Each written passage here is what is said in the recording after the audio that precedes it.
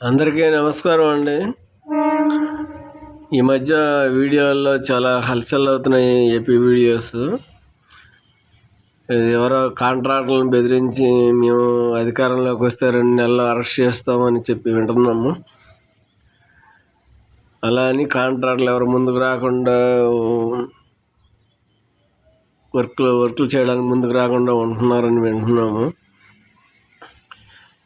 కాంట్రాక్టర్లు అవసరం లేదండి వర్క్లు చేయడానికి, ఇంజనీర్స్ ఉంటే సరిపోతారు. అది త్రూ ది గవర్నమెంట్ వాళ్ళు చేసుకున్న డెవలప్మెంట్ అన్నది ఆగకుండా ఉంటుంది.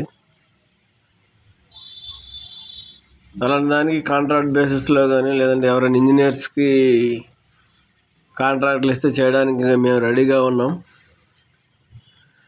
మేము ఎవరికి భయపడేది లేదు. 2 నెలల్లో వాళ్ళు వచ్చి అరెస్ట్ చేస్తారంటే వాళ్ళు వచ్చేది లేదు, పోయేది లేదు.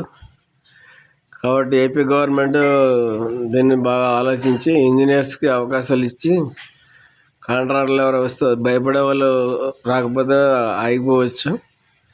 కానీ ఎవరు ఇంజనీర్స్ ఎవరు భయపడేది లేదు. త్రూ ది గవర్నమెంట్ చేయొచ్చు. లేదు అని అంటే ఇంజనీర్స్కి ఎవరికైనా కాంట్రాక్ట్లు చెప్తే చేయడానికి ముందుకు వచ్చే వాళ్ళు చాలామంది ఉన్నారు. సో అందులో నేను ఒకడిని. ఆంధ్రాలో వర్క్ చేయడానికి ఎటువంటి ఇది లేదు, బట్ గవర్నమెంట్ సపోర్ట్ ఉంటే సరిపోతుంది. ఈరోజు వాళ్ళు ఎవరో చెప్పారని చెప్పేసి ఆగిపోయే ప్రసక్తి లేదు.